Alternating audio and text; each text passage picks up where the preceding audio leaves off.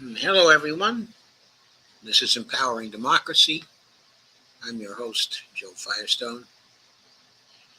And our topic for tonight is post debate challenges for Kamala Harris on economic um, um, policy. That is to say, her economic policy. Uh, see, I got a couple of comments already. D. Piers says, hello, everyone. And Steve Wolfbrand says, hello, everybody. I want to start off with a few pieces, and then I'm going to paint a picture. First,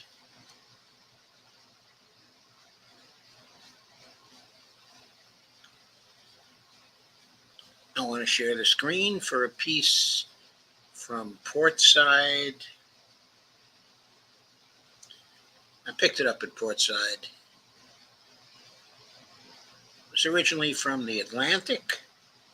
It's by Ron Brownstein, a very well-known and mainstream type columnist, generally speaking on the Democratic side. It's fair to say Ron Brownstein is a part of the Democratic establishment. Title is called The Post-Debate Challenge for Harris.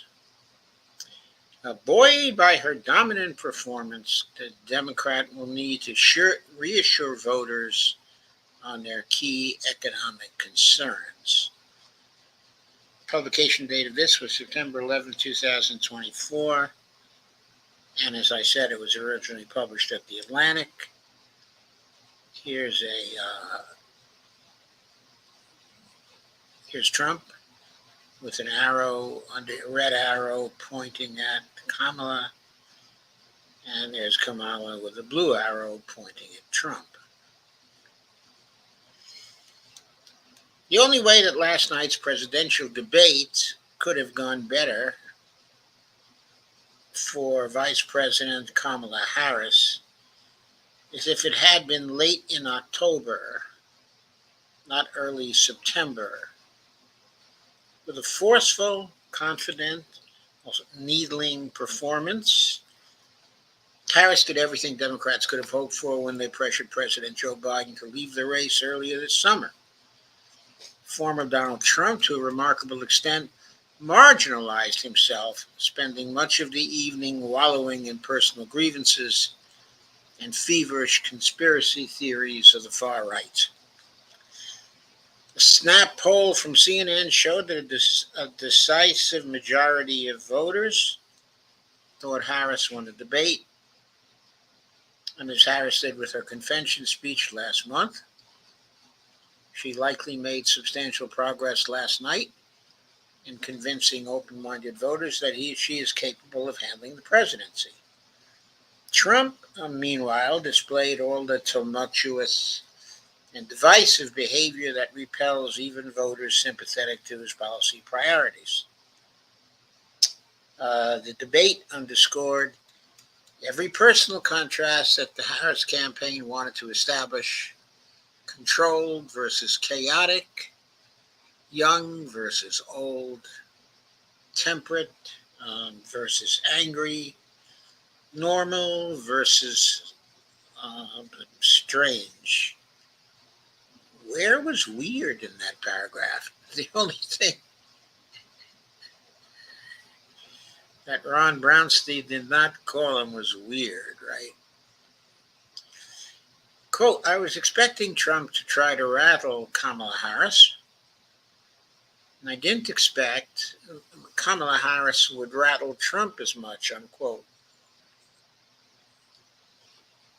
Now, this quote came from Amy Allison, the founder of She the People, a group that works to elect liberal women of color, told me. Quote, he seemed very off-kilter.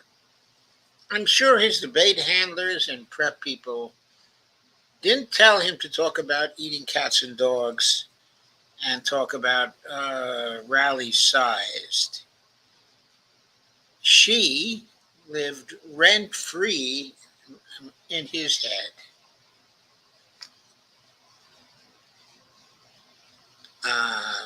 Unquote.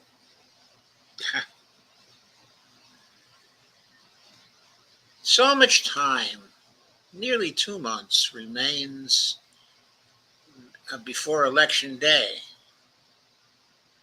I thought it was only 50 days by now, but I may be mistaken.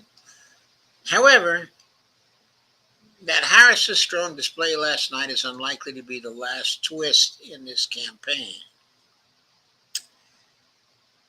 The momentum from the debate will ease concerns among Democrats about a series of recent polls showing Trump cutting into the lead that Harris had established immediately after the Democratic National Convention, and her performance will energize Democrats as early voting begins this month in several states. But the underlying gravity of the race pulls toward a close and grueling election. Partly that's because the nation remains evenly divided between the two parties, but it's also because most Americans remain dissatisfied with Biden's presidency. Discontented with inflation, they're inclined to vote for change. Except in his closing statement, a distracted and querulous Trump largely failed last night to make the case against the economic record of the administration in which Harris serves. Yet that case remains available for him to make in the 8 weeks ahead. As for Harris, despite her other accomplishments last night, she probably made the least progress in explaining to voters why they should trust her, not Trump, on the economy. Before Democrats can truly exhale, I remember that movie, Waiting to Exhale. Harris, in turn, must still convince more voters that she can produce better results than they believe they've seen over the past 4 years. As I've written, one of the most ominous trends for Democrats has been that voters' retrospective assessment of Trump's performance as president has been improving to the point where it exceeds the highest job approval rating he received during his time in office. Political strategists believe that's largely because voters have been looking back at Trump's tenure through the lens of what they like least through Biden's, the high cost of living and the pressure on the southern border. Last night, though, Harris was able to remind voters that the Trump presidency involved more and worse things than just lower prices for gas and groceries. In this, she received an assist from him over and over again. All of the aspects of Trump's personal conduct that suppressed the support he enjoyed in office, despite broad satisfaction with the economy, were vividly evident during the debate. He was angry, contemptuous, dismissive, and fixated on right-wing preoccupations, defending the January 6th the rioters, repeating false claims that immigrants are eating pets, taking credit for overturning the constitutional right to abortion, again insisting that he won the 2020 election. For much of the evening, he looked and sounded like a man who spent so much time cosseted in the bubble of conservative media and his own rallies that he had lost sight of how to communicate with the broader audience that decides presidential elections. Whit Ayers, a longtime Republican pollster, told me he thought that Trump, quote, didn't lose any votes, unquote, last night because his supporters are so irrevocably bonded to him. But he believed that Trump's faltering performance had dangerously lowered his ceiling of potential support.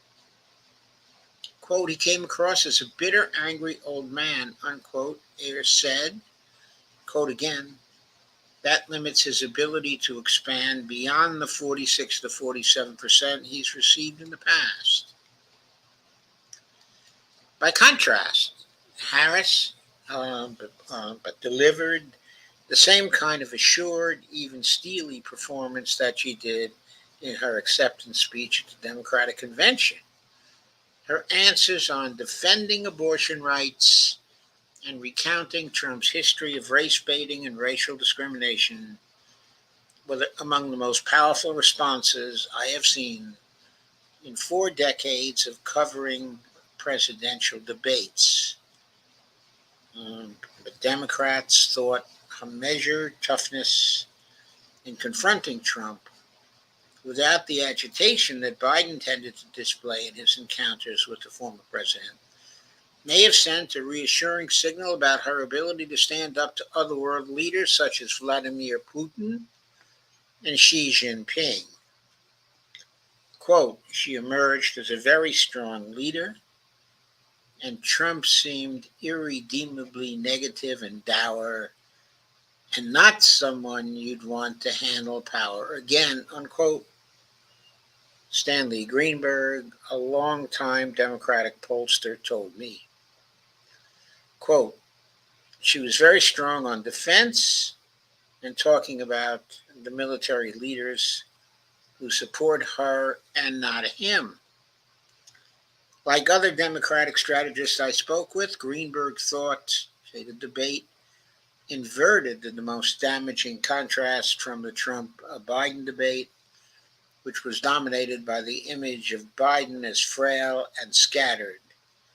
Quote, it was a strong leader / weak leader, unquote, Greenberg said of the image conveyed by last night's debate, with Trump on the wrong side of that comparison. Ayers agreed, quote, her preparation, her strategy, her expressions all worked very well to help fill in the blanks that millions of Americans have about her, he said. Beyond creating the personal constructs that the Harris campaign sought, the debate also followed her preferred direction on another important front. Given voter disaffection with the past 4 years of economic outcomes, as many as 60% of Americans in some polls have said that they are not better off because of Biden's policies, the campaigns are wrestling over whether voters will mostly look forward or back in making their choice. Trump's clear preference is that they look back. He wants the election to be a referendum on whether voters believe they were doing better economically under his presidency or Biden's. Harris is just as determined that they look forward and ask who will fight for them and deliver better results over the next 4 years. From the debates, first question. When the ABC News moderators asked whether Americans are better off than they were 4 years ago, Harris steered the conversation toward the future. Although nervous in that initial response, Harris focused not on defending the Biden administration's record of the past 4 years, but on emphasizing her agenda to help voters over the next 4. She also accurately highlighted the conclusion of numerous economic studies that compare with the Democrats' plans. Trump's economic agenda poses a greater risk of reigniting inflation, slowing economic growth, and swelling the federal budget deficit. Harris twisted the knife on the last point by citing a forecast from the University of Pennsylvania's Wharton School, Trump's alma mater, on immigration and border security. Harris's other great vulnerability. She briskly pivoted from a question about the Biden years to detailing how Trump had helped sink a bipartisan bill, which she supported in his pledge to sign if given the opportunity as president to beef up border enforcement. Trump was so distracted by Harris's jabs and his own tendency to revert to a playlist of conservative obsessions, that he did not consistently challenge her efforts to shift voters' attention toward the future. Only when Trump finally slowed down for his closing statement did he return to an argument that could yet prove compelling for some voters. Quote, why hasn't she done it, unquote, already, he asked, of the many plans that Paris had doubted over the previous 90 minutes. That talking point, if sustained, might ultimately prove more threatening to Harris than almost anything else Trump said last night. Alternatively, the erratic behavior he displayed through the rest of the debate might sink his chances. Such a small number of voters in so few swing states will decide the outcome of this election that no one can predict with any confidence what will move them in a little less than 2 months from now. Jennifer Fernandez Ancona, the senior vice president at Way to Win, a group that provides funding for candidates and organizations focused on mobilizing minority voters, told me after the debate that Harris's performance will likely reinforce her gains with women. But Fernandez Ancona added,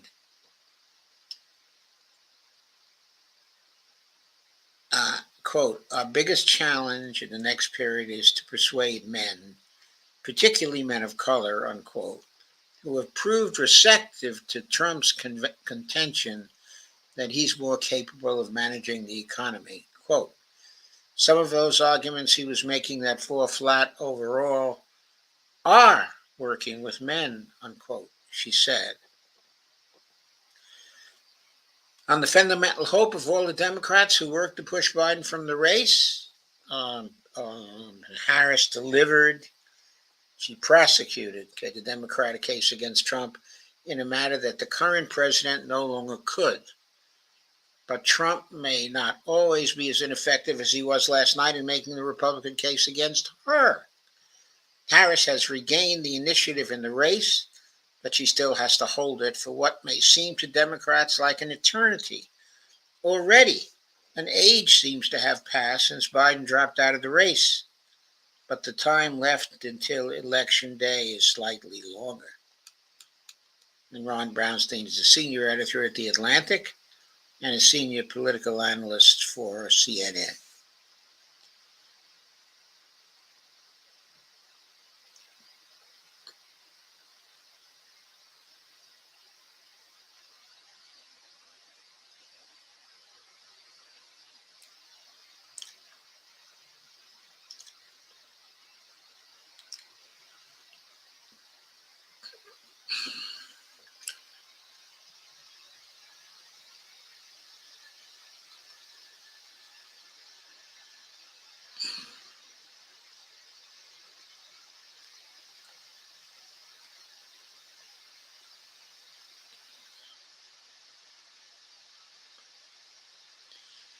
For me, the key paragraph in this article was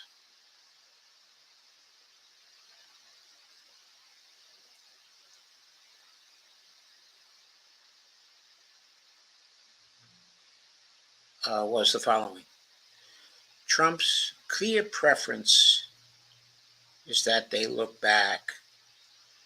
He wants the election to be a referendum on whether voters believe they were doing better economically under his presidency or Biden's. Harris is just as determined that they look forward and ask who will fight for them and also deliver better results over the next 4 years. Then Brownstein talked about how Harris tried to steer the conversation towards the future.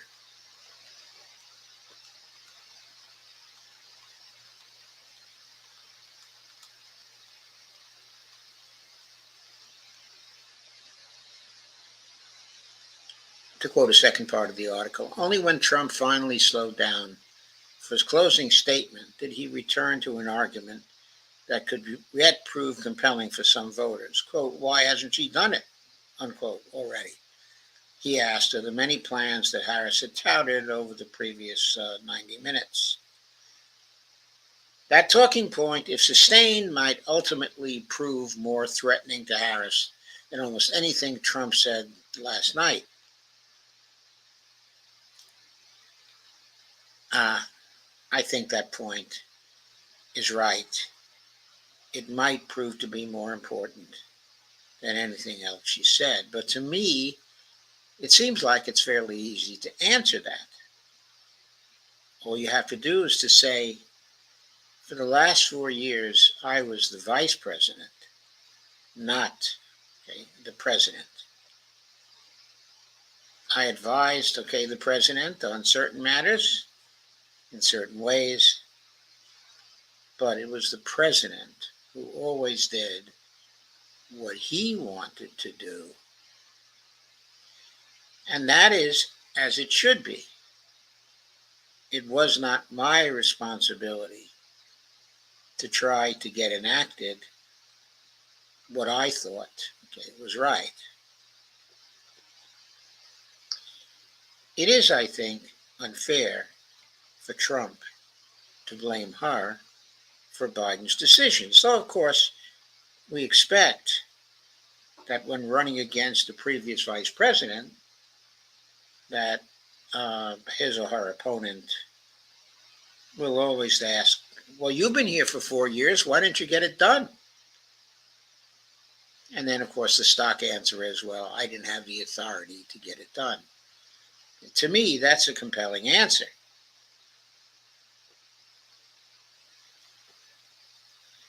But still, the fact remains that where Harris was weak during the debate was in outlining, generally speaking, the economic policies that she favored. And to the extent that she did that, and she did some of it, she had to persuade people, or should have tried to persuade people, that the things that she was advocating for were not simply small potatoes. I don't know if she succeeded, in that.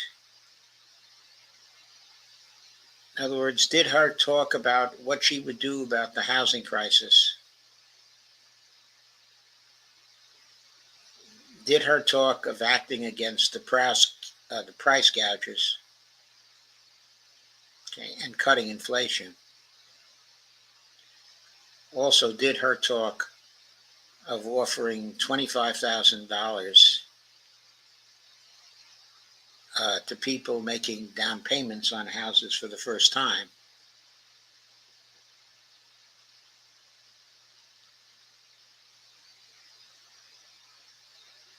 Would the people who were listening to that, would they conclude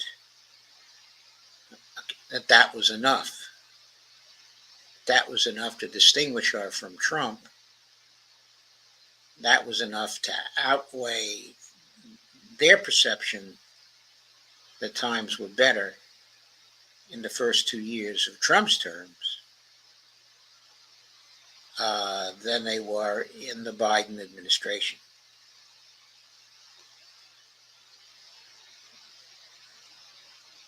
I agree with Brownstein that she did not really get what she needed to be in terms of persuading people that that we're doing better economically in Biden's presidency than in Trump's. And of course, that has implications for the future. If people liked Trump's performance in his first 2 or 3 years in the presidency with respect to the economy, they might have some reason to expect that if he got in again, that he would also be good for the economy. Now, I have to say that I didn't really think that Trump was good for the economy. Yes, the first 2 years seemed to be good. The economy seemed to be strong. But the reasons why it was strong was the tax cut of Trump's and the economic bubble that was creating. Then COVID, of course, came along and changed the underlying conditions altogether. But let's say COVID had not come along and Biden had continued his presidency in a relatively do-nothing way, because what did he do? He passed the big the tax cuts. He improved on the trade deal with Mexico.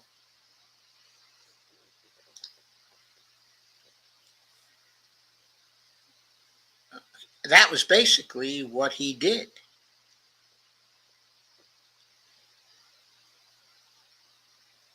So the deficit spending was substantial, and the effect of that deficit spending was to have the economy prosper for a time.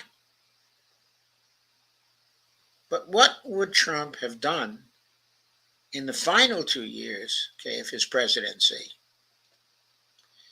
to make the economy continue along doing well? Would he have done anything? Or would he have basically taken a laissez-faire approach? And if the laissez-faire approach had given us 2 more boom years, what would be the chances that he would have created, a bubble that might have burst and caused a recession? We don't know. But there's plenty of historical record that indicates that tax cuts may be stimulative for a time, but when you're living in an environment, there was very little regulation. I don't know why Devorah's calling. Honey, could you take this call? It's Devorah. Find out why she's interrupting my stream. I'm sorry, folks. That was my daughter calling, and so my wife is taking the call. So,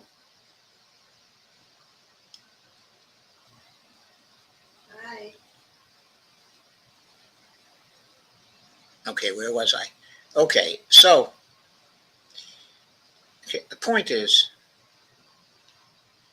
he's basically getting a pass for his economic record, but during the last 2 years, on the part of many people, because they say, oh, he ran into COVID and the economy tanked. And that was extraordinary, and it really wasn't his fault. Well, first of all, I think a large part of the problem was his fault because of the way he managed COVID.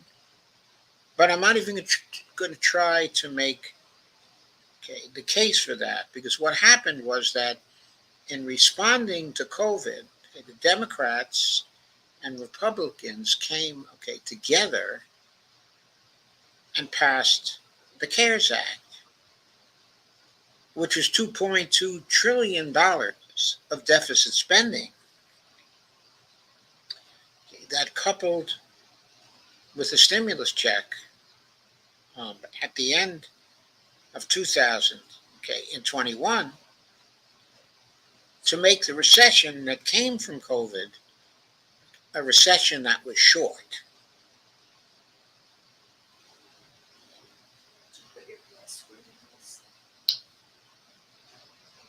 Huh? honey. So, I'm sorry, folks. Uh,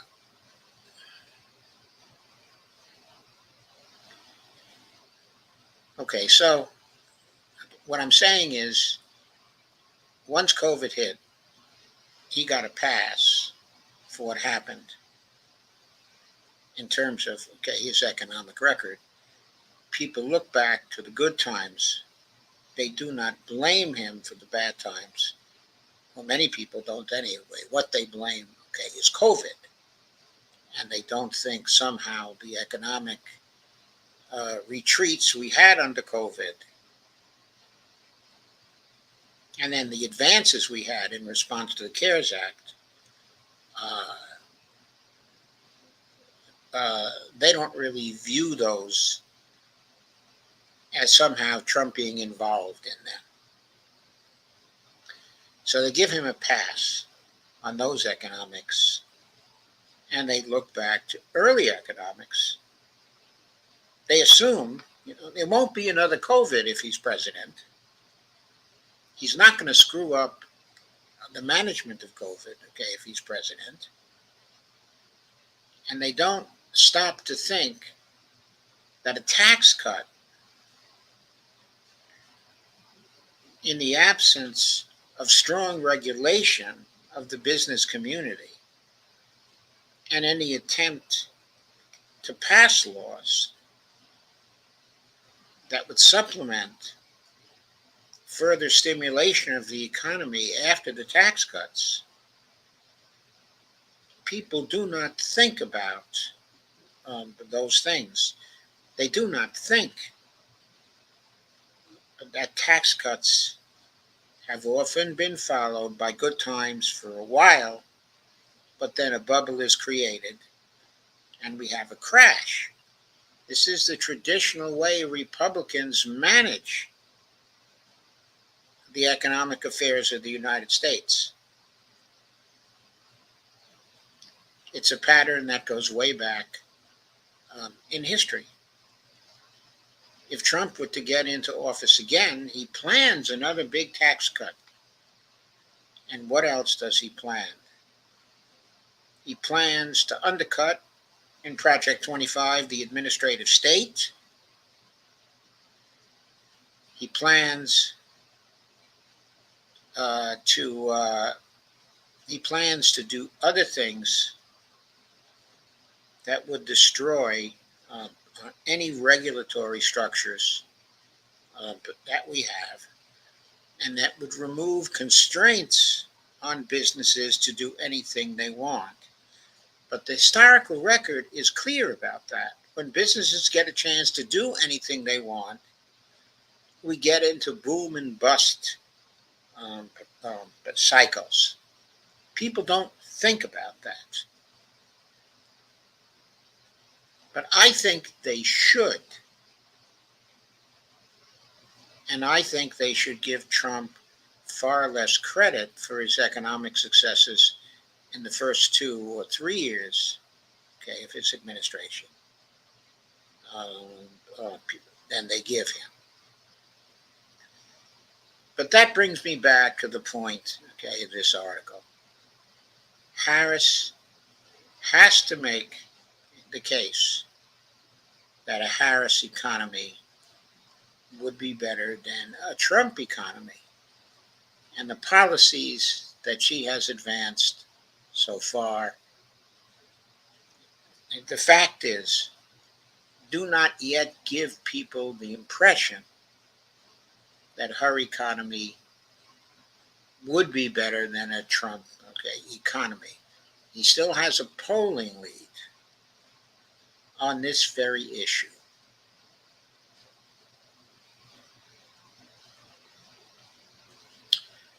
So let us go on.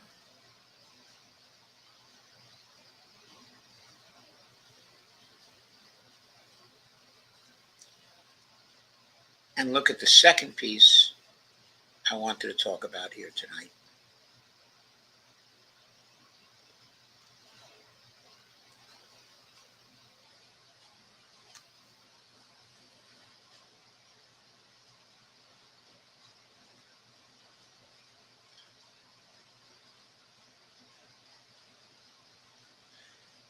This piece is from the American Prospect.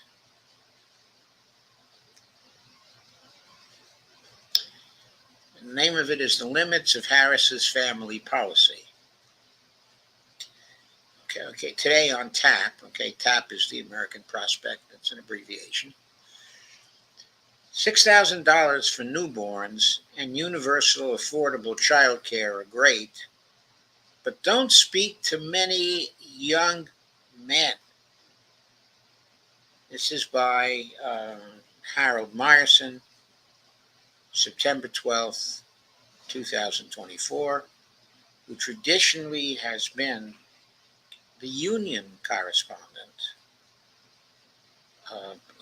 for the American Prospect, and for a time was the writer on labor for the Washington Post for many years. Here's a photo of Kamala Harris speaking with patrons, giving her best smile for the patrons during a campaign visit to Penzi Spices, September 7th, 2024, in Pittsburgh.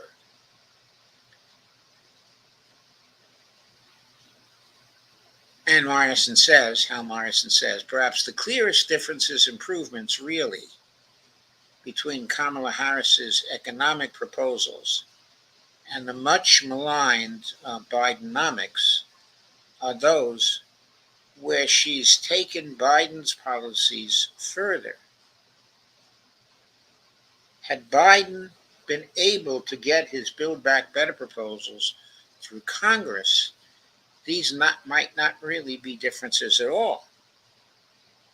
That said, the keystone of Harris's economic policies is material aid to families with children, providing $6,000 to families during the first year of their child care, and creating a universal program of affordable child care to help families meet the rising costs of this necessity. But one element of the Democrats' weakening appeal to working class Americans, most particularly working class men, is that many of them simply can't afford to form families. As numerous studies from all points on the ideological spectrum have shown, the rate of working class marriages has declined far more than the rate of middle and upper class marriages. To cite one such study from Pew Research last year in 2021,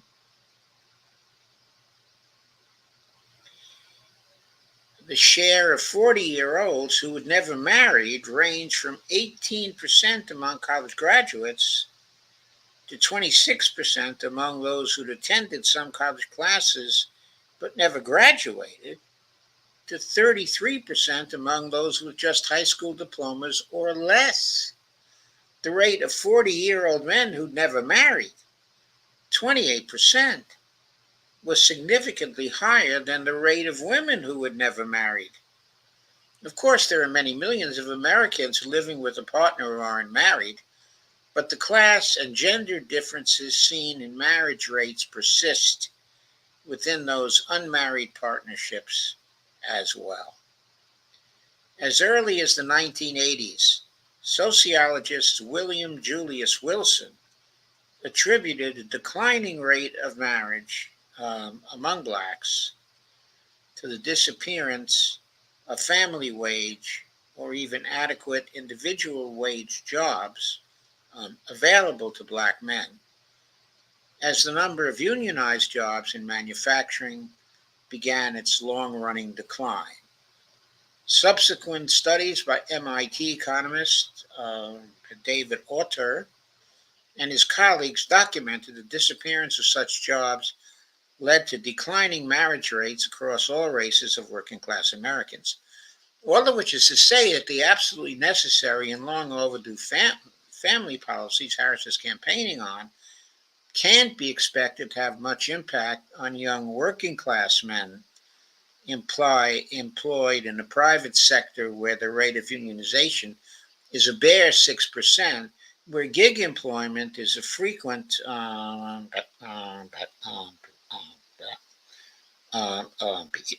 is a necessity as a second or even first job just to get by, and where the absence of job stability or an adequate income or both doesn't make them prime marriageable material. If these young men are out of reach to Democratic candidates, it's not because most of them are anti abortion or homophobes. Polling shows that's not the case. Some of them do fall prey to xenophobic or homophobic demagogues. But at the same time, most Democrats simply don't have a compelling message to which they can relate. The New Deal did have such a message: job creation by the millions, chiefly involving manual labor through such government employment programs as the Works Progress Administration. At the time, of course, unemployment topped 20%, which made such programs politically possible, indeed politically popular. No such conditions exist at that scale today, but that shouldn't deter Democrats from reaching out to a class and generation of young men for whom adequately remunerative employment is excruciatingly hard to find. Were Harris to call for the construction of not just 3 million new homes over the next 4 years, but say 10 million new homes, creating a government agency that funnels workers into the building trades and community colleges apprenticeship programs, whose expansion the government would fund, and then into the building trades unions themselves, while continuing her commitment to provide $25,000 for first-time home buyers and tax credits for developers of those homes. That would likely be a message to which lots of working class people would relate. It would also be damn good policy. In an ideal world, Harris's emphasis on family policy would not be gendered, but in the world we live in the world that will go to the polls in November, such policies are likely to win more female than male votes. If she wants to close the gender gap that has widened considerably among voters under 30, the correspondingly gendered, quote unquote, policy of creating millions of unionized or at least decently paying construction jobs might just reduce that gap to the point that she could win the election. It's late in the game to be trotting that out, of course, but not too late for Harris to start pushing it, and certainly not too late for Democrats to focus on this for at least the rest of the decade. I want to record my strong approval of this particular suggestion from Hal Morrison. If that housing program were expanded from 3 million homes to 10 million homes,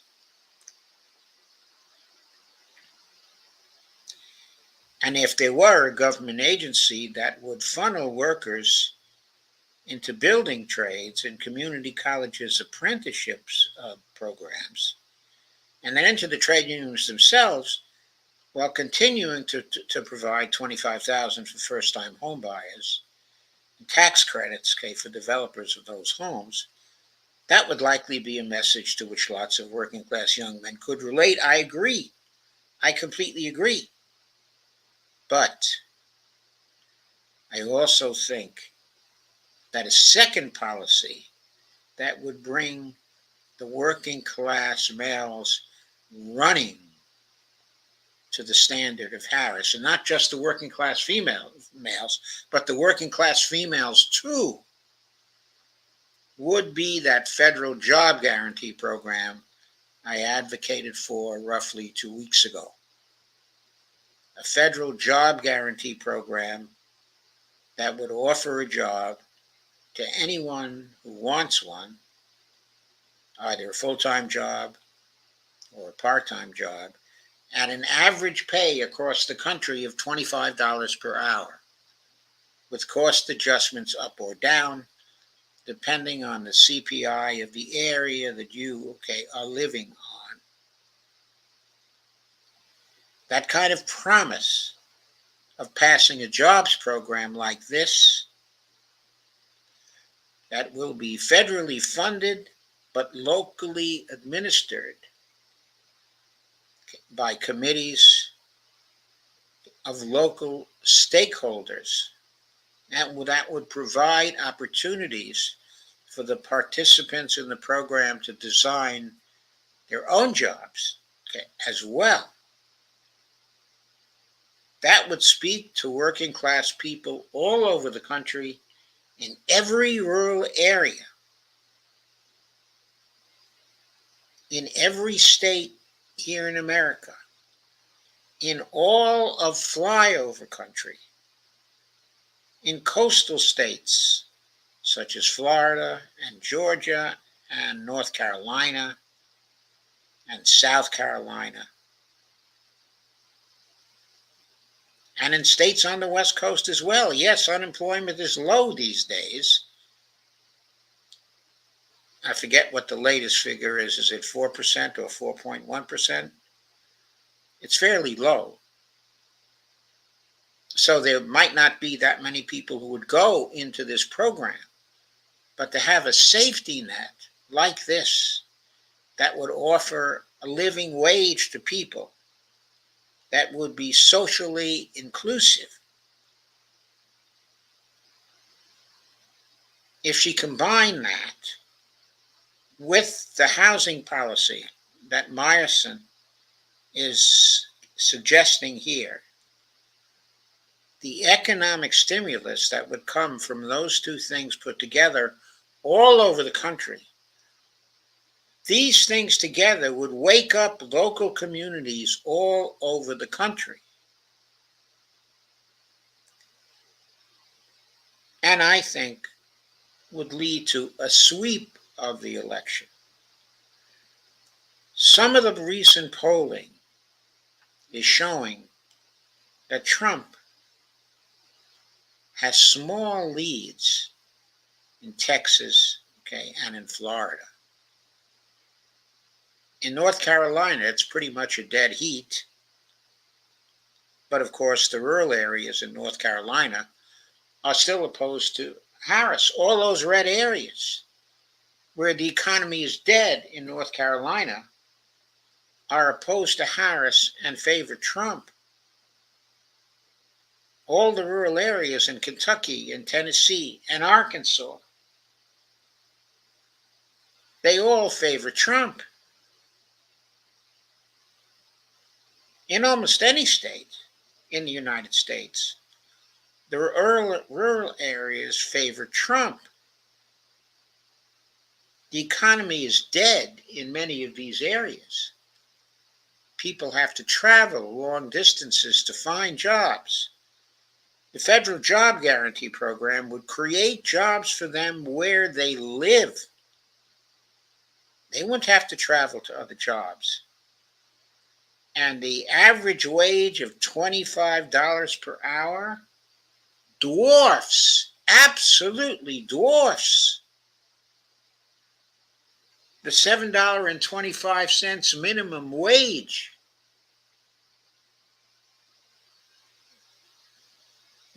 Some of the Democrats are trying to boldly go where no man has gone before, or no woman has gone before either, and are beginning to advocate for $17 an hour,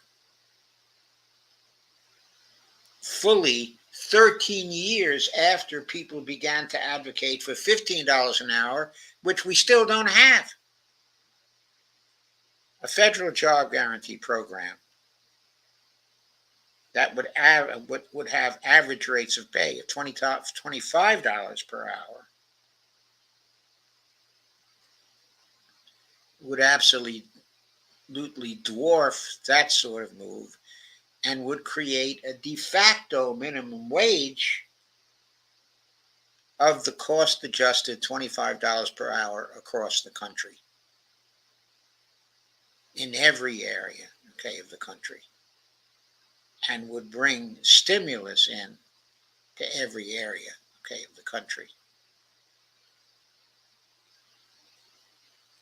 Now, of course, somebody is going to raise here. What about inflation? What about having more deficit spending? Are you going to deficit spend in order to do this?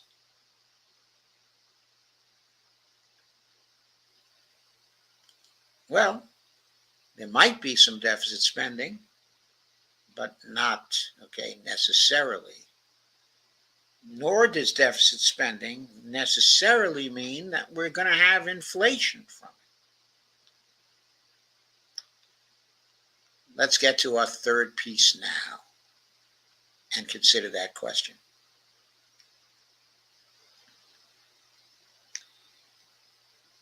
Well, before we get to my third piece, let me consider the comments that have already occurred. So, here is Evelina Pont. Hi, Evelina. Did she manage to get on board the uncommitted? No. Evelina says, I think she, like Trump, turned a lot of people off. She did. She turned them off when it came to her foreign policy.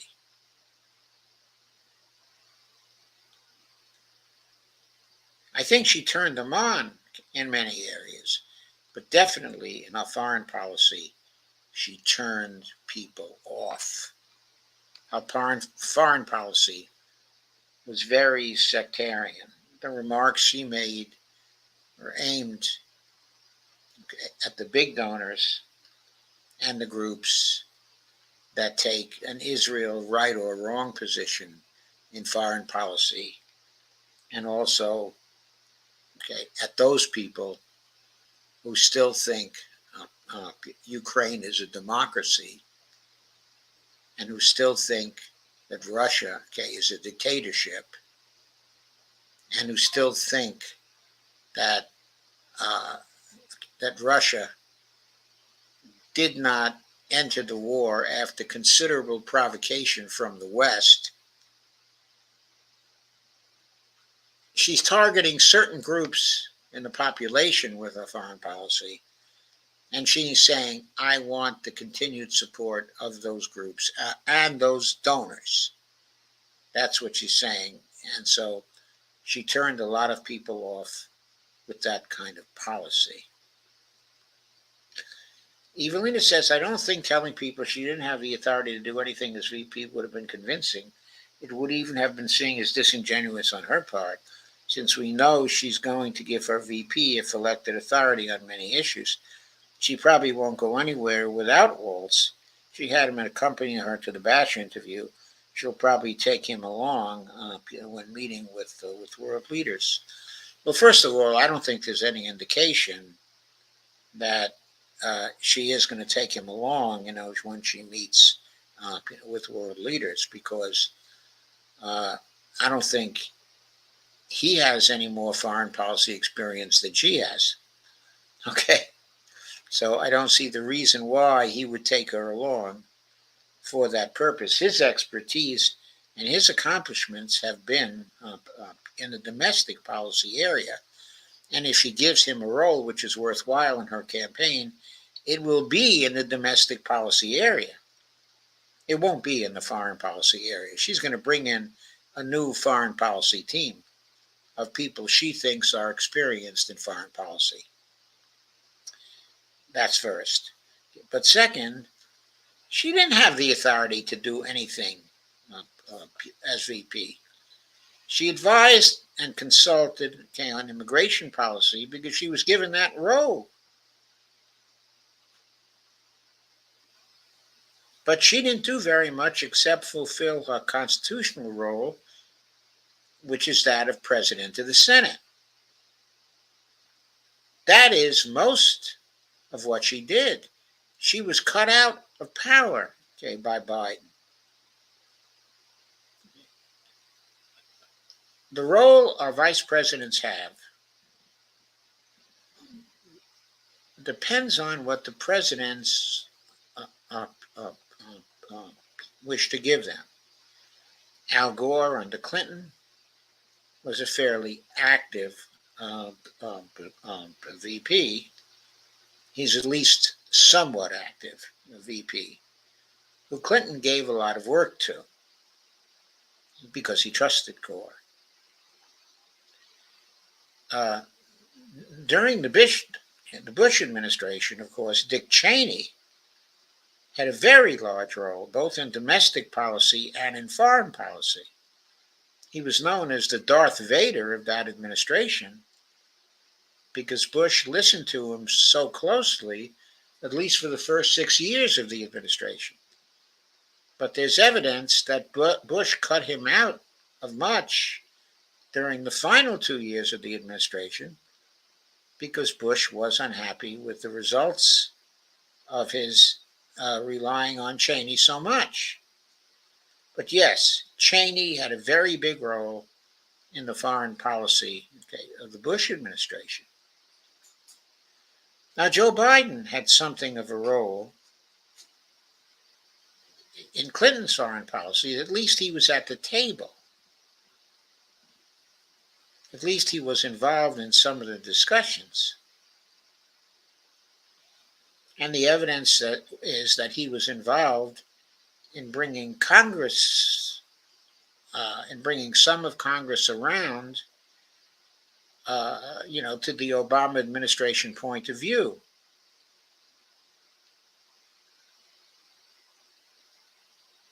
But he had nowhere near as heavy a role in foreign policy as many other advisors to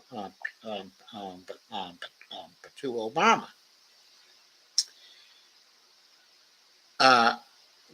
When we get to the Trump administration, there's no evidence that there was a big role for Mike Pence. He just seemed to sit there and do what Trump told him to do. There's no evidence that he was an active vice president, at all.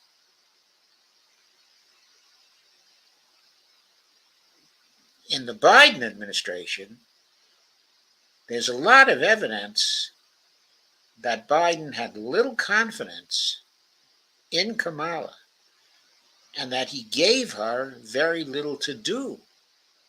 And that for most of the 4 years that she was there, she twiddled her thumbs. I don't hold that against her. That was Biden. He did not want to give her, a big role. And it is said that before he selected her as her successor, he had considerable hesitancy and doubt about that. He was not at all sure she would be able to handle things. Now, in the event, she's shown that she was perfectly capable of handling the campaign for the presidency. She's been very, very good in this campaign. Certainly. I think the evidence is that Biden chose her because he saw that he had to get out, and he believed that for the sake of the party, things have to happen very fast. So he put his weight behind her, and he let her go. But I'm not about to contend, and by the way, generally I'm very critical of Harris. I will be before this stream is ended. But the truth is, I don't believe at all that she had a large role in the policies, of this administration. I think she had almost no role at all in the Ukrainian fiasco. That was totally Biden and Victoria Nuland and Antony Blinken and Jake Sullivan and Lloyd Austin. They were behind that foreign policy. I don't think Kamala had anything to do with the war, in Ukraine. As for the war in Israel, I don't think she had anything to do with that either. That, was Netanyahu, backed by Biden's policy team. Now, based on what she says now, it appears that she does not disagree with that, or at least she doesn't want to publicly disagree. Because from the standpoint of retaining the donors, which they still desperately need right now, it would damage the campaign very strongly if she were not still echoing Biden's policies, in Israel. Humphrey had the same problem with Johnson in 1968. Humphrey did not start going against Johnson until nearly the end of September. We're getting close to that time now.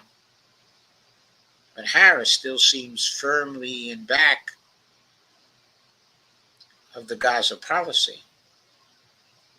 And that might yet cost her the presidency.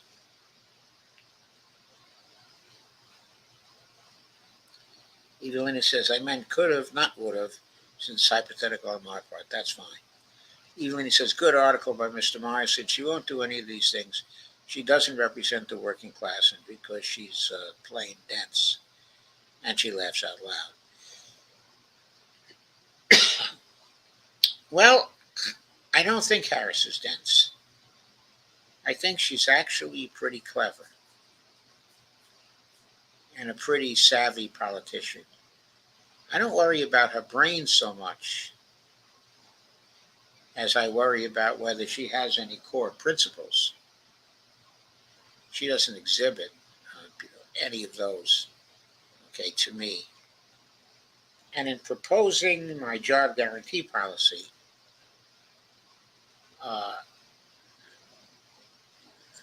I'm not trying to argue for it on the basis of the good it will do and the policy impact, the very good policy impact, that it will have.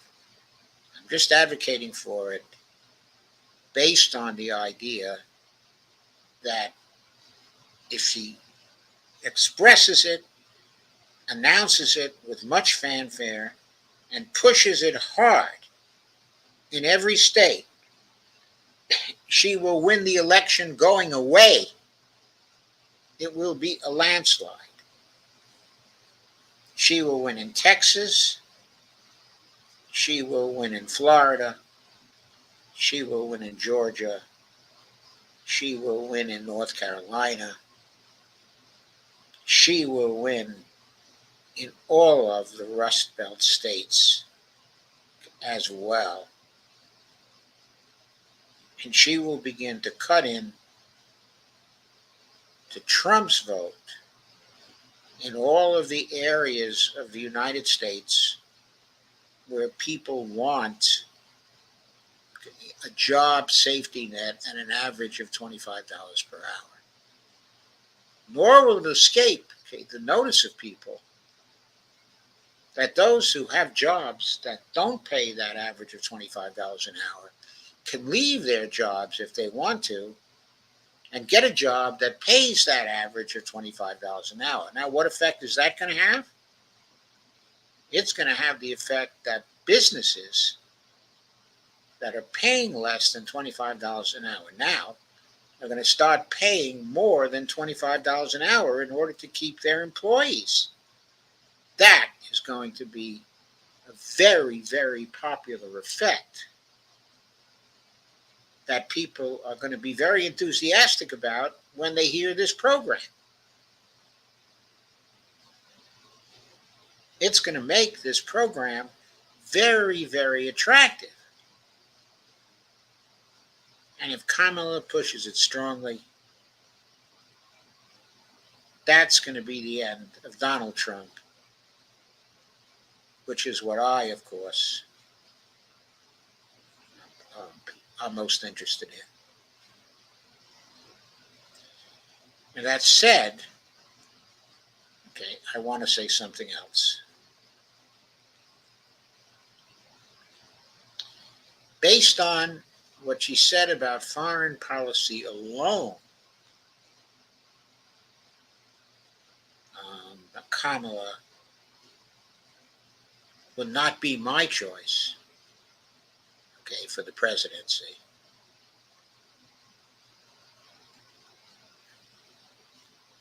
But I strongly believe that a second term for Trump would be a disaster that we are not able to tolerate. Okay, and that, okay, I think Kamala has the possibility of at least doing some good things while we build a movement, while we build, okay, a dump the corruption movement that can finally make it possible for third parties to have a chance to win um, here in the United States. I'm aware of what's happening now. I think that Jill Stein is starting to make progress. She's just gotten an endorsement from the Arab American Association of America. Uh, I think she has the possibility of maybe getting to 5% of the vote. I certainly think I think Evelina, we're gonna have to agree to disagree on that. She may not do what I say because she has donors who will not like those particular policies. But as I said in my earlier stream, I don't think the job guarantee policy is immediately going to awake the most powerful lobbies in the country against it. I don't think it's going to have an immediate effect on her donations. In fact, it might build her donations, small dollar donations, considerably. But my point is, I don't think it's a dangerous policy from the standpoint of alienating the donors from the military industrial complex, uh, uh, uh, uh, aiding the donors, uh, um, alienating the donors from the fossil fuel industry, alienating the donors from the health industrial complex, uh, okay, and alienating her from APAC and its associated cohort. I don't think the job guarantee program is going to have that effect, okay, at least not at first. So I think she'll be able to promise it. She'll still get in office, and I think she'll be able to pass it and keep her promise. I also think the Democrats all over the country are campaigning on this, on the job guarantee program and the expansion of the housing program I talked about. I think congressional Democrats are going to sweep into office, which is very, very important for doing all kinds of things we need to do. For example, we need to get rid of the presidential immunity stuff. That's crap.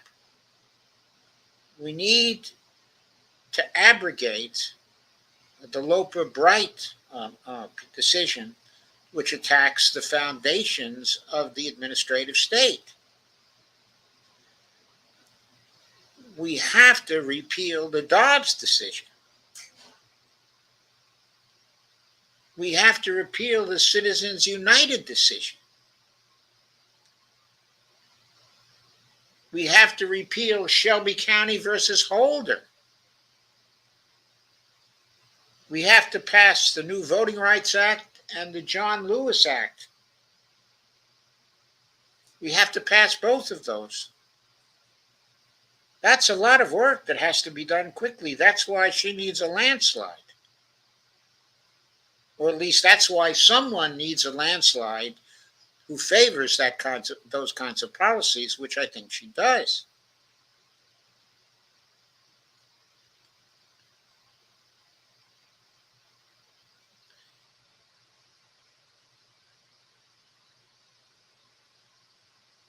So that's why I'm giving her advice about how to get to a landslide. because there's a lot of very, very important work to do.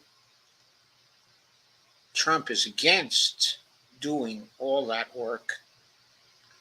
He will never do any of it. And while Jill Stein would do it if she would get into power, there is no movement strong enough to bring her to power over the next 50 days. That's not going to happen. It's too close to the election. She might get to 5%, but she's not going to get stronger than that. By the way, if she does get to 5%, it's going to take away some votes from Harris. Harris needs to make up those votes by getting more working class support in exactly the way I suggested. Instead, what the Democrats are trying to do is they're trying to have some of their people condemn Stein and accuse her of being a Putin puppet, smear her in some way,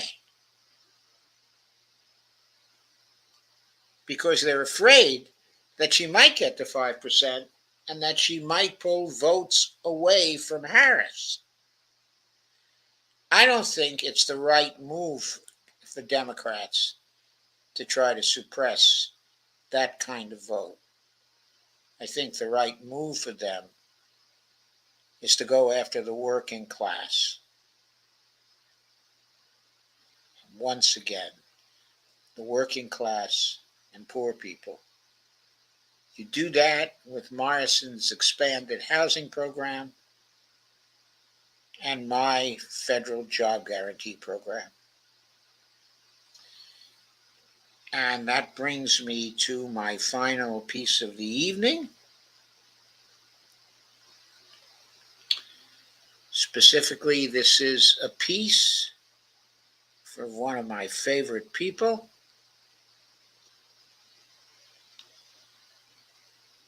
It's called Flipping the Script, and it's by Stephanie Kelton at her Substack, which is known as The Lens. So, this was written just before the presidential debate on September 10th. In tonight's presidential debate, both candidates should explain who will benefit from their proposed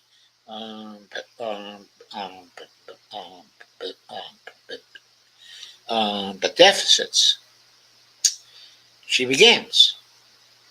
Later today, 9 p.m. ET, Vice President Harris and former President Donald Trump will square off in their first and perhaps only debate before the November election.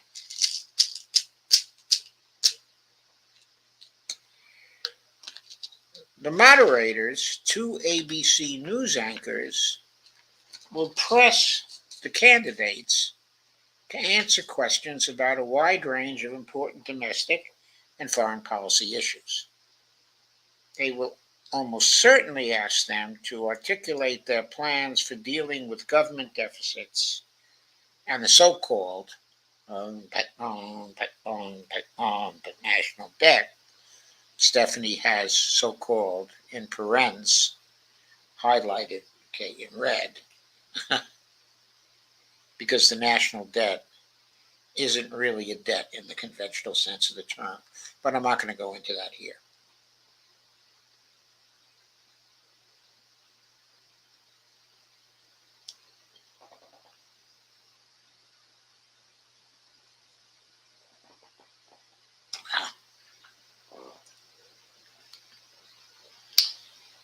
Okay, there's a picture, of course, of Harris and Trump, ABC. As president, excuse me, I need to take a little more of my tea here.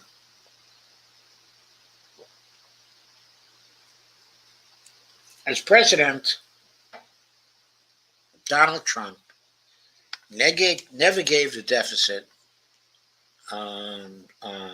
much oxygen.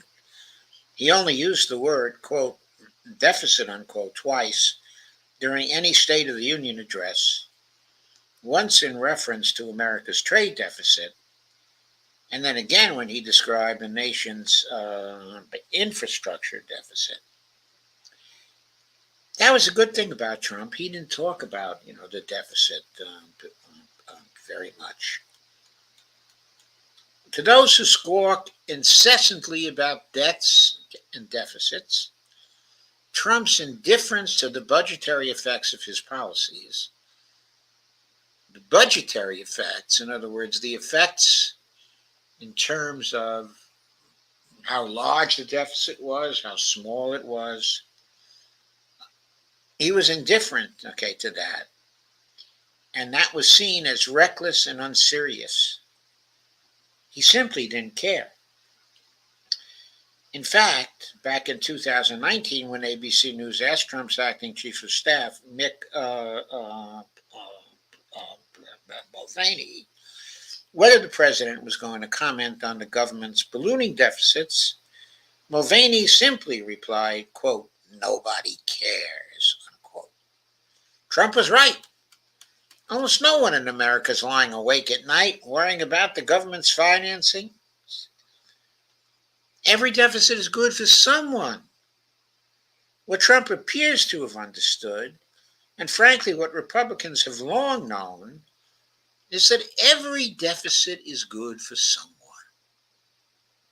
Why is that? Because as the sector financial balance accounting framework reminds us, on the other side of every government deficit lies a financial surplus that accumulates in some other part of the economy.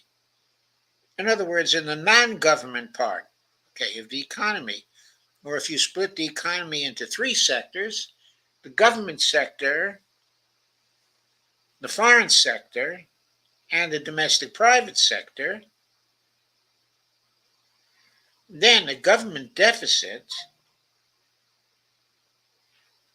means there has to be a financial surplus either in the foreign sector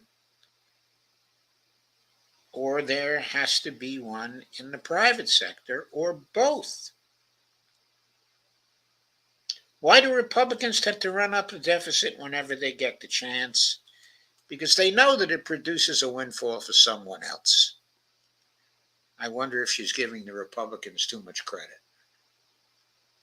For example, does Marjorie Taylor Greene know that it produces a windfall for someone else? I don't know. Remember the sweeping tax cut that were passed in 2017 when Republicans had control of the House and Senate? They added an estimated $1.9 trillion to the deficits of the government. Republicans voted for that legislation knowing that those deficits would feed almost $2 trillion into the non-government sector. But where did that windfall go? The answer is that the that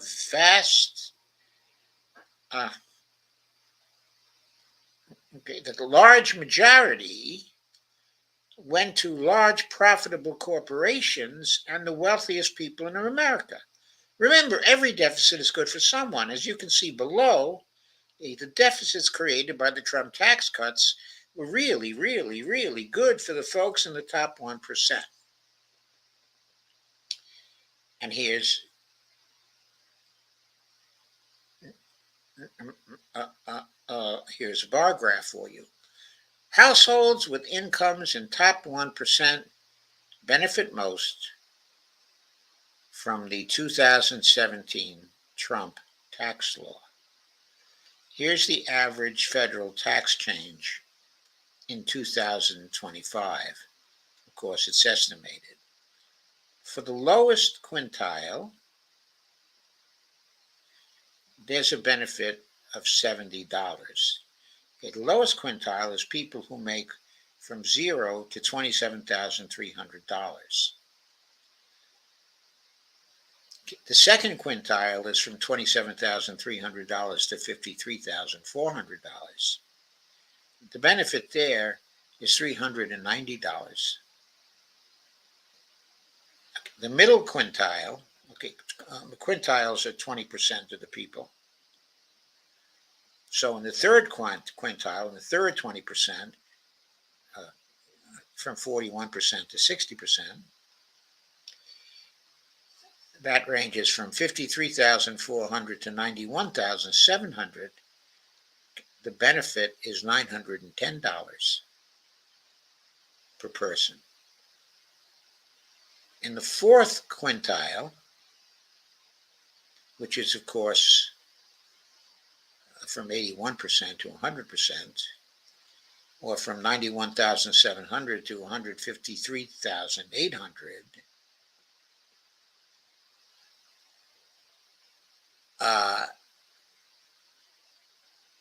the average benefit is $1,680.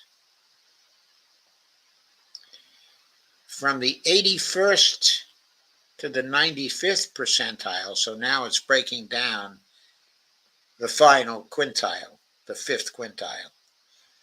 From 80 to 95%, there's a benefit of $2,930. That's for people making between $153,800 and $308,900. And if you're lucky enough to be in the 95th to 99th percentile,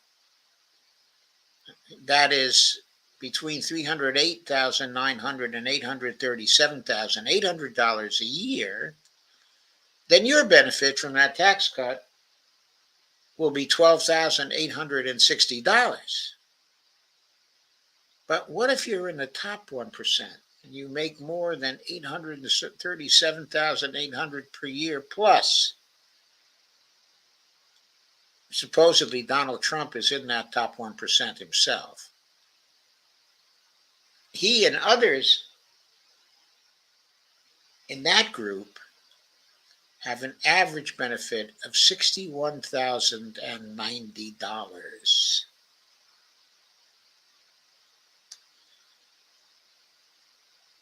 Pretty striking, isn't it? If given the chance, Trump will return to the White House with an agenda that would increase primary deficits by an estimated $5.8 trillion over 10 years.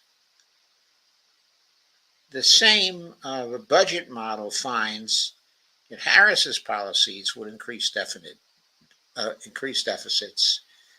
by $1.2 trillion over the same period. Is bigger better? Stephanie asks. While it is an indisputable fact to acknowledge that every government deficit is matched dollar for dollar by a financial surplus in the non-government sector, it would be foolish to conclude that the best set of policies is the one that dumps the biggest pile of cash into the broader economy. Yes, every deficit is good for someone, but for whom? Can it be done without stoking inflation? And what are those deficits helping us to accomplish as a society? Fatter wallets for those at the very top, or safer communities, better health outcomes, and a cleaner environment? When the question is put to both candidates tonight, instead of pointing fingers and waging a rhetorical war against government deficits, both candidates should take a deep breath and explain how they plan to use the deficit to deliver material gains for the American people. The moderators should know this too. They should press each of the candidates to explain who will benefit and how from the contributions that their deficits will make to the broader economy. For example, Donald Trump should be asked why, according to the Penn-Wharton budget model, the benefits of his large deficits would go yet again disproportionately to folks at the top of the income distribution. Instead of making him defend the budgetary effects of his agenda, make him defend the distributional effects of his agenda. And I love that idea. And here's the breakdown. In 2026, the first quintile would benefit by an average of $320, the second $870, the middle quintile $1,740, The fourth quintile, an average of $3,970. In the category from 80 to 90%, $6,255. In the 90 to 95% category, $9,020. In the 95 to 99% category, $21,735. In the 99 to 99.9% category, an average of $47,220. And in the top 0.1%, an average of $376,910. That's in the top 0.1%. I mean, they get something that's not a fortune for them.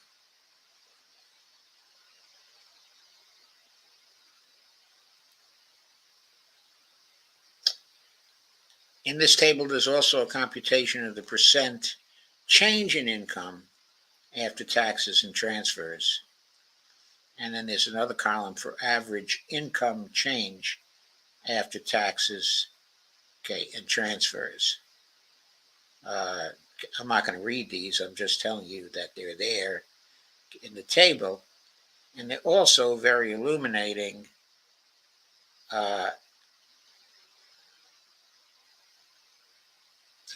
And so you should go and take a look at them. When the moderators inevitably fail to do this, the vice president should do it for them. She can point to the same budget model, which shows that her deficits are designed to benefit a very different constituency, i.e., the vast majority of working class Americans. And here are the distributional effects of the Harris campaign policy proposals. This is very interesting because in the first quintile, the average is $2,355 in benefit. In the second quintile, it's $2,260. In the third quintile, it's $2,165. And in the fourth quintile, it's $2,870. You can see it's not so far from even in each of these quintiles. In the 80 to 90% category, it's $2,580, which is a little more, but not that far different. In the 90 to 95% quintile, it's only $1,850. In the 95 to 95% to 99% quintile, it's negative $880 per person. And in the 99 to 99.9% category, it's $8,965, negative $8,965, while in the top 0.1%, it's $167,255.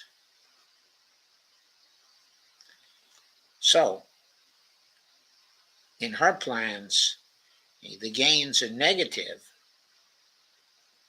from the 95th percentile up to the 100th percentile. And they're substantially negative for the people in the top 0.1% of 1%. But for the rest of the distribution, up to approximately 95%, the benefit is fairly equal across all of the quintiles. Certainly a desirable distributional effect, especially for the working class. If you figure they're in the first, second, and middle quintile, they get about the same amount as more wealthy people get. Stephanie concludes, voters care about what each of the candidates would do as president. Policy matters. But it's at least as important, and probably more so, to show them who you're fighting for. And of course, I completely agree with that. Okay, if Kamala Harris, when she advocates for the federal job guarantee, I suggested, and when she advocates for the housing program, Hal Myerson had suggested, if it's expected that those two programs would produce deficits, and I'm raising that as an open question because it's not automatically true that they would produce deficits, but if they do, it would be very illuminating to know who would be benefiting from these deficits. I think we would find from these two programs that most of the benefit would be going to people in the bottom three quintiles. And that is what we most need to do something about not just full employment, but inequality, okay, in the United States.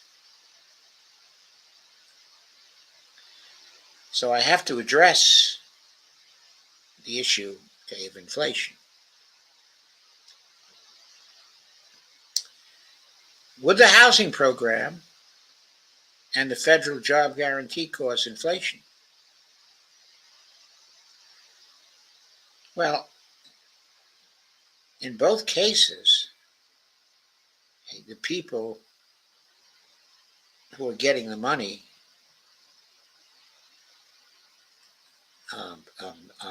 in these programs would be doing productive work inside of the economy. As long as the work does not entail supply chain problems, and I have to grant here that the building of 10 million new homes might create some supply chain problems, but also might not. That is a matter to be calculated.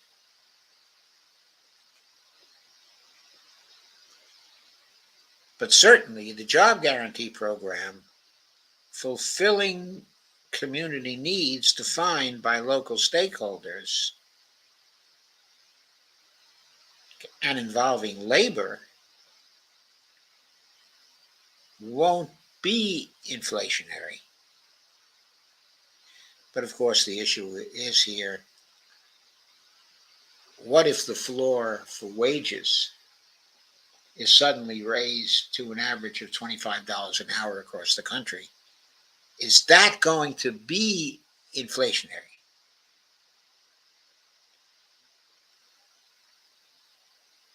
Well, we don't know. But what I'd suggest is, if it is going to have some inflationary effect, it's going to be a one-time inflationary effect. It will raise the ceiling, or I should say, it will raise the floor on what people, are making by a considerable amount. But it is not likely that it's going to pump more than $650 billion a year into the economy, but that will be going into productive work. $650 billion a year is not that much, because now we are running deficits that do not match the leakages from the economy to foreign trade and also to savings. We still have some room for larger deficits depending on how they're directed. And as I've suggested in this stream, their direction, if put into the housing stock and put into a job guarantee program,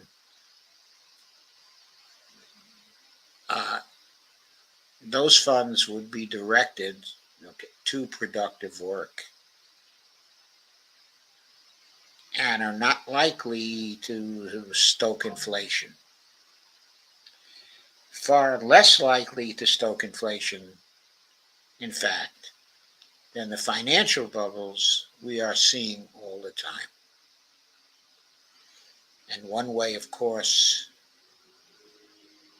to stop the inflation from happening in response to problems like this is to regulate very tightly the financial sector so that no financial bubbles are created um, during this period of time.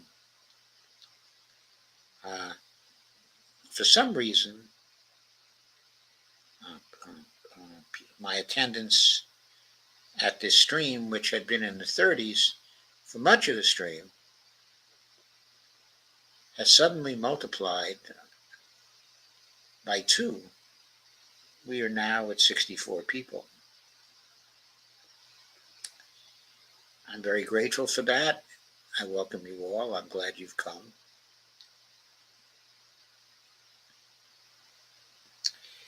There are no further comments on this latest piece by Stephanie Kelton, but I think it's very relevant to considerations of a job guarantee program and the expanded housing program suggested by Meyerson. Now, though, I have to go back to an earlier topic. Why am I suggesting this for Harris when I prefer actually Jill Stein?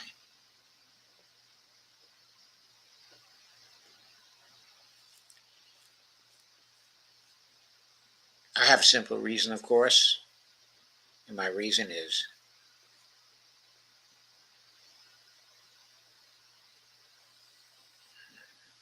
and I hate to say it, but what you're going to do at a specific time depends on what time it is. 1 year ago, I wasn't supporting Harris. 2 years ago, I wasn't supporting Harris. 6 months ago, I wasn't supporting Harris. I was supporting a dump the corruption campaign that would have meant the defeat of both Harris and Trump. That campaign would have saved us from this terrible choice. But here's what time it is now. It's 50 days to the end of the campaign. And Jill Stein doesn't have a chance. The Green Party doesn't have a chance. But I would like to create a situation where the Green Party can get to 5%,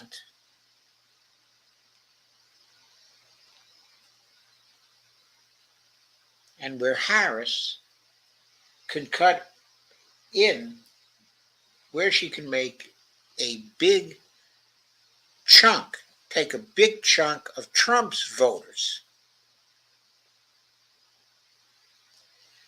I want Harris to get to 5% so the Green Party can have an easy time getting on the ballot in 2026 and 2028 and can really begin to develop into a third party that matters. So I want them to get to the 5%. Oh, and by the way, the job guarantee is on the Green Party platform. It's already on the Green Party platform. But I also need to see Trump absolutely beaten. We can't give the Republicans a chance to create and consolidate a dictatorship by following the plan put out in Project 2025. I know the Democrats are using this as a scare tactic, and I hate that. But I have read Project 2025, or at least enough of it to know that Project 2025 is a plan for absolutely turning the country over to an oligarchy and having a dictator run the oligarchy. That is what it's for. If Donald Trump and his appointees follow this plan, we will have a dictatorship. There's no two ways about it. We can't allow them to follow this plan. So, because of what time it is, we do have to vote in order to defeat Donald Trump. Who has the best chance of defeating him? It's Kamala Harris. Okay, now what about those people who are telling us, and there are many good people who are telling us, that Trump is less dangerous than Harris because he will make peace with Russia and Putin. And both of them are equally bad when it comes to Israel. And the primary priority, even higher than stopping a dictatorship from Trump, is to stop the wars. Stop the wars. To those people, I offer this argument.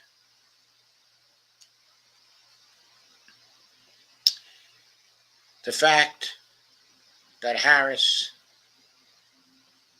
seems to be favorable to the idea of continuing the Ukraine war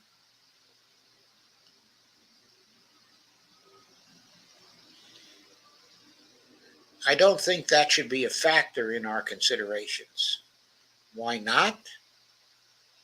For the simple reason that I think Ukraine is on the verge of collapse.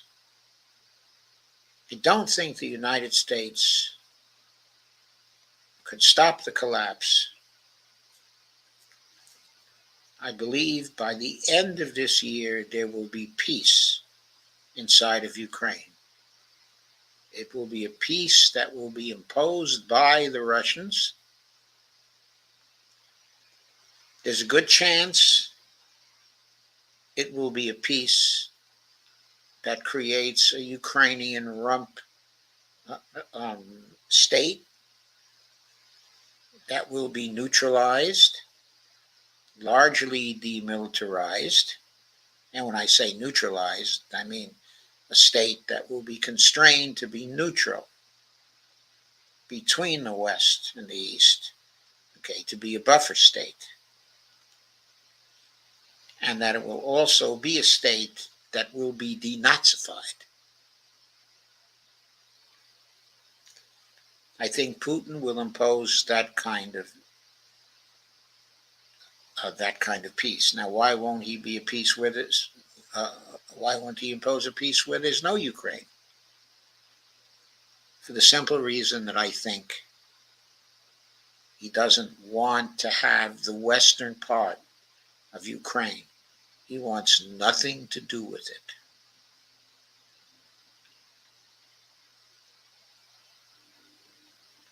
They are not people he wants to rule over.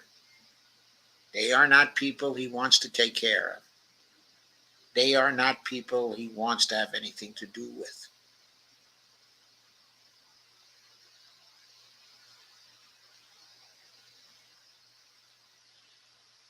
he wants the Russian parts, okay, of Ukraine. He didn't even start out by wanting those, okay, in Russia. We know he negotiated a peace treaty with Zelensky in March of 2022. It was the collective West that torpedoed this peace treaty, but the whole thing was agreed to. Okay, it was initialed. Only the final signatures were left, and we know that outside of Crimea itself, the rest of Ukraine was left intact to be part of the Ukrainian state. We know the Donbass was going to have a measure of autonomy under that agreement. We know it was going to be a neutral state. We know it was going to be denazified. But the pre-war situation territorially would have been continued under that peace agreement, and Putin agreed to that at the time. It was actually Zelensky that torpedoed it. It was not Putin. But as the war went on, as the Russians fought, as they lost people, and as they conquered more territory, they decided once they conquered an area that had people who were predominantly of Russian culture, that they would admit them into Russia. And that is what they have done. And they will continue to do it if there's no settlement right away. They're going to absorb also Kharkov and Odessa. So their expansion is not finished. And 2 provinces in between those 2 as well. Those will still go to Russia. Probably Kiev will be divided in 2. Those on one side of the river will be the capital of the successor Ukraine state. Those on the other side of the river, will probably come into Russia. That's the way it will be settled by Putin, okay, and the Russians. And they will have a buffer state. And they'll be happy with that. And they won't go any further because they don't care about Europe anymore. They're interested in BRICS and in doing business with the whole, okay, of Eurasia. They're not interested in any more war. It was we, the United States, that made them interested in war because we have followed a foreign policy to this day of wanting to damage and break up the Russian Federation and make it an area easily exploitable by the United States and other Western interests. That was and is our foreign policy towards Russia. That was what Ukraine was about. But again, to come back to the point, this will all be over before Harris gets into office. So her desire to continue the Ukraine war won't count because there will be a fait accompli. And a fait accompli will mean that she has to accept the peace settlement inside of Ukraine, turn her attention, okay, to other matters. So I think there's nothing really to choose between she and Trump in foreign policy. She's going to be extremely pro-Israel. Trump is going to be extremely pro-Israel. We don't know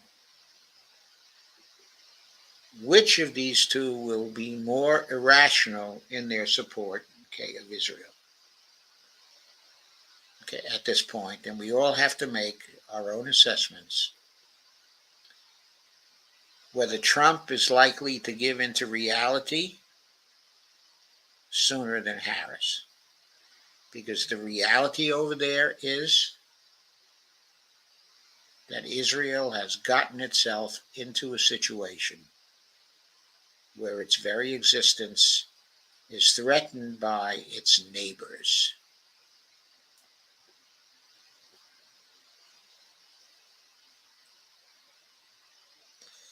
Its very existence is threatened by the axis of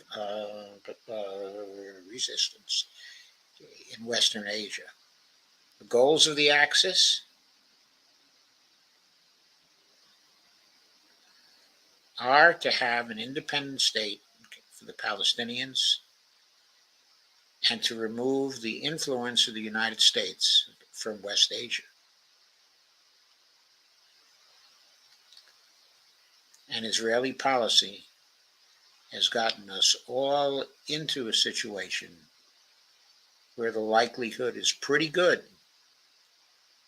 that we will be forced out of West Asia and that the Israeli state will eventually be destroyed because it is a Zionist state and because the extreme religious movement of Zionism is unacceptable to people who live in Western Asia.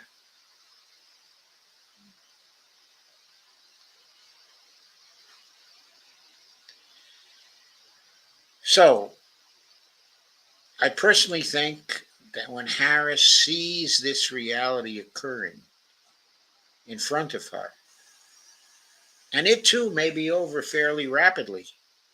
If the Netanyahu government falls, I don't know exactly what's going to happen, inside of Israel. I've said in these streams before, and I'm going to say again, I think Iran has the capability to form precise attacks on the West Bank settlements and to send those settlers scurrying back home. That will change the reality on the ground, in Israel, because the right-wing extreme Zionists will no longer be controlling the political system. That may open possibilities for a peaceful settlement that will save the state of Israel in some form,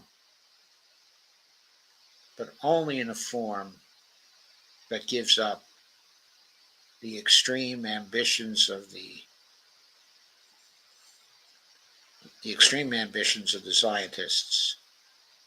Zionists to have a greater Israel.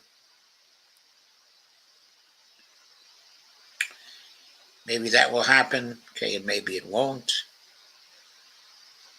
But I think that's the best that Israel can hope for out of this particular situation. If they continue to refuse to negotiate, I think in very few years, the current state of Israel will no longer exist. And there is nothing that Kamala Harris or her donors will be able to do about that. And I do think that she will be more likely to recognize that than Trump would.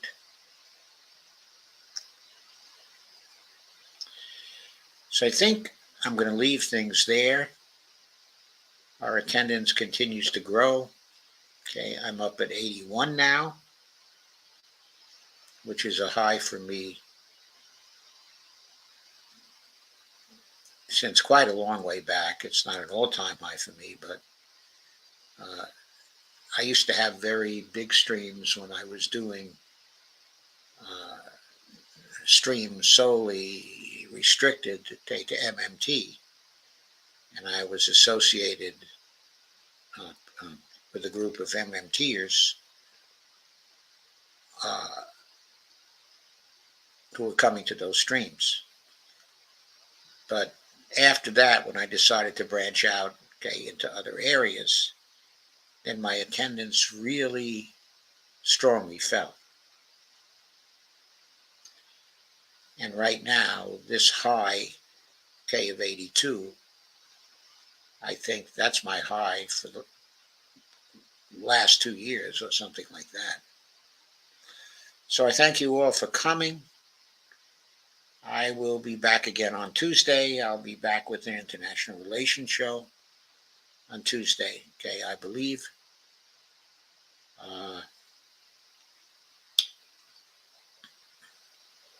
I should add one last thing. If your goals are to break Trump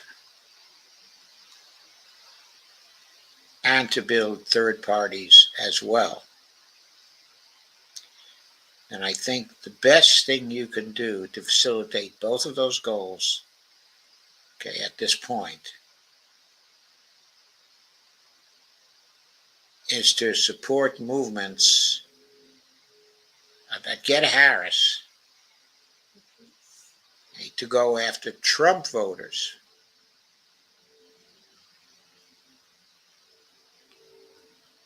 And the best, the voting strategy is in safe states. There you vote for Jill Stein or Cornel West or whoever your third party choice is. In states where it's close, and by close I mean where the margin is less than 10 points, going into the final days or going into the day that you're going to vote, then I think you vote for Harris.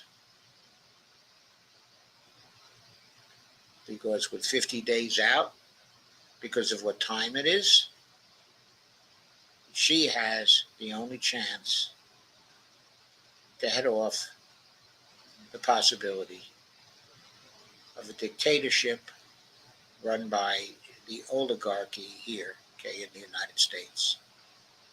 People will say, we're very close to that oligarchy now because the Democrats are very oligarchical. And they will be right about that. They will be right about that, and I heartily agree to that analysis. But the kind of oligarchy that will come from a new Trump term and the kind of dictatorship, the kinds of policies we will see, will be much more cruel and brutal under Trump for minorities, for those who dissent, for immigrants, for all kinds of people who the Democratic Party would not take special pains to oppress. There is a problem with Harris, also, another problem with Harris that has to be taken care of. Right now, the Democrats have gotten into a habit of trying to suppress dissent in their efforts to control the narrative. There must be very loud protests against this. They must be persuaded once again that they have to stop this kind of behavior. They have to honor civil liberties. They have to support civil liberties again. Stop trying to suppress people who disagree with them. That includes trying to suppress the Trumpists, but it also very much concerns trying to suppress people who disagree with them on foreign policy. Because we must have a democracy in the foreign policy area. To have the voice of the people not heard in foreign policy is a freaking disaster.